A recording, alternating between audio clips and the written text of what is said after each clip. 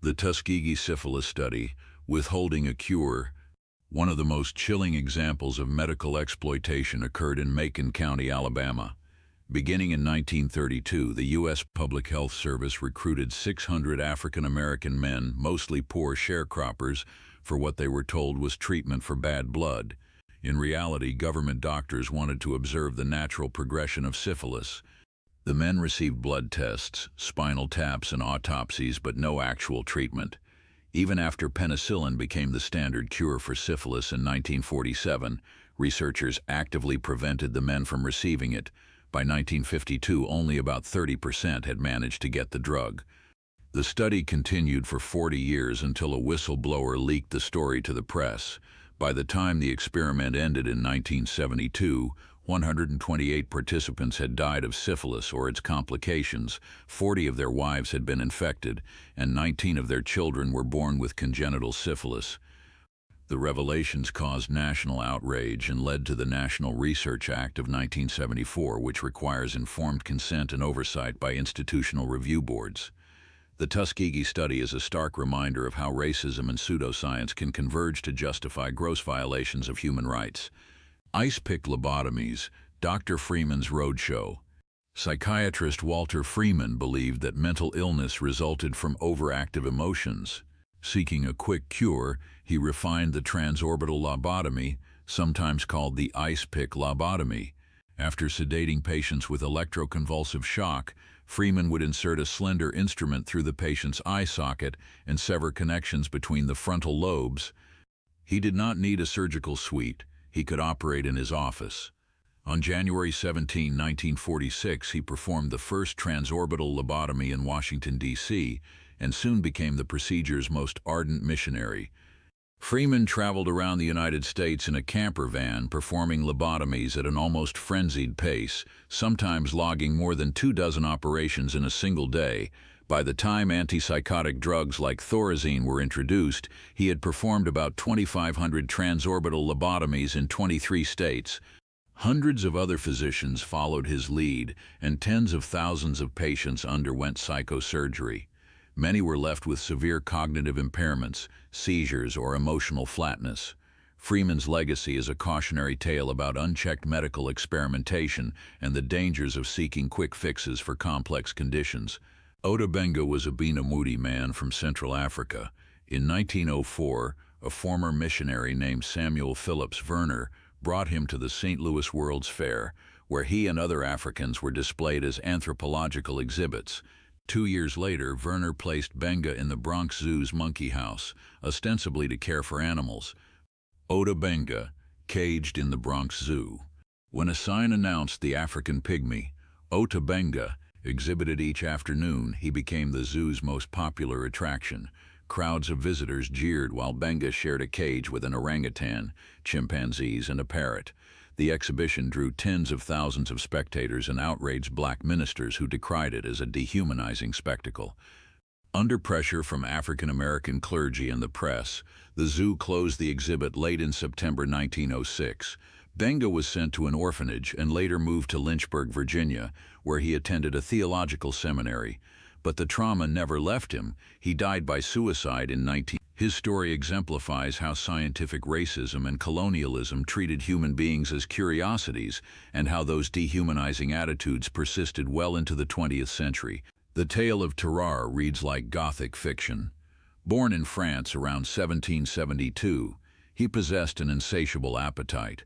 Soldiers found him in a gutter in the 1790s, scooping garbage into his mouth. Despite devouring enough food to feed 4 men, he remained emaciated at about 100 pounds. His comrades described a horrible stench that hung around him like a cloud. He was said to sweat and steam from the heat his body emitted. Tarrare, the man who ate anything. Tarrare's jaw could open extremely wide, allowing him to swallow corks, stones, and live animals.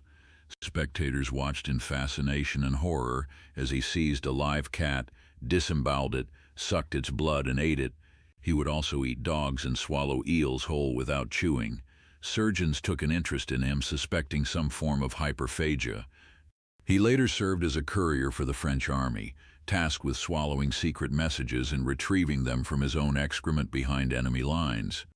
Rumors even circulated that he ate a missing child in the hospital where he was being studied, though this was never proven. Tarrare's bizarre life remains a medical mystery and a reminder of the strange extremes of human biology. For centuries, one of humanity's deepest fears has been being buried alive.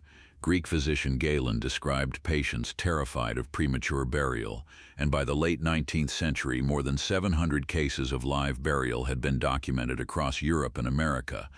Taphephobia, the fear of being buried alive. Mistaken declarations of death were common before modern medicine. Comatose patients, victims of catalepsy, or those given sedative overdoses could appear lifeless. Famous figures such as George Washington and composer Frédéric Chopin requested delays before burial to ensure they were truly dead. The widespread fear gave rise to safety coffins. Inventors designed caskets with periscope-like air tubes, bells, or flags that the occupant could activate to signal they were alive, and some even had escape hatches.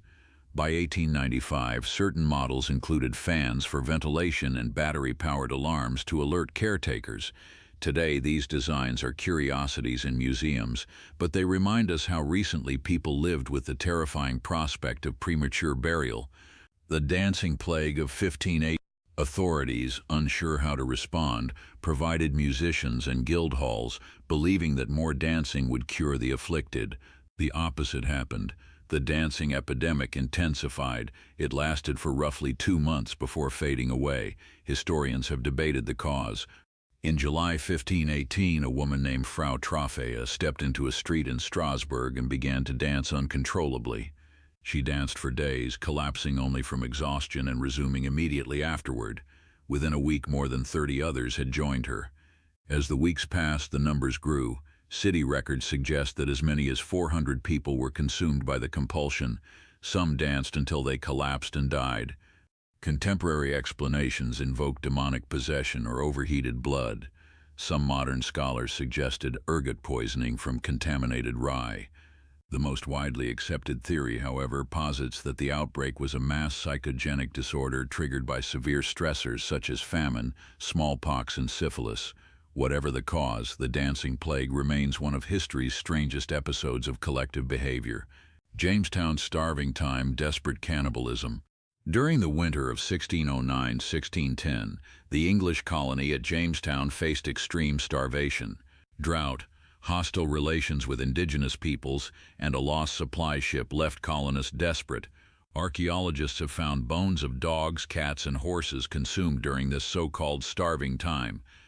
In 2013, researchers unearthed the partial skeleton of a 14-year-old girl, dubbed Jane, and forensic analysis revealed shallow chop marks on her skull and jaw, indicating that she was dismembered and cannibalized.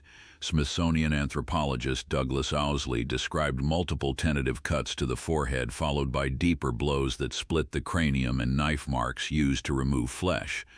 Historical accounts corroborate this grim picture. In a letter written in 1625, colony president George Percy recalled that starving settlers ate dogs, rats, and even their boots, and then turned to digging up corpses and licking up the blood which had the fallen from their weak fellows. The Jamestown cannibalism evidence underscores how colonial ventures were built upon unimaginable suffering and desperation. Conclusion: history is not just a chronicle of triumphs and progress. It is also a record of exploitation, cruelty, superstition, and desperation. The stories in this episode, from glowing dial painters whose jaws crumbled away, to a woman stuffing rabbits into her body for fame, to sailors killing a teenager to survive, to governments and doctors who used people as experimental subjects, reveal how thin the veneer of civilization can be. We see how fear of death inspired elaborate coffins with alarm bells, how religious and social stressors produced dance-induced hysteria, and how starvation drove colonists to eat the dead. As you reflect on these tales, consider what they reveal about human nature: the capacity for cruelty, the power of belief, the hazards of unchecked authority, and the will to survive at any cost. We hope these unsettling narratives not only shock but also provoke thought about ethics, empathy, and the responsibilities we bear when science, survival, and morality collide.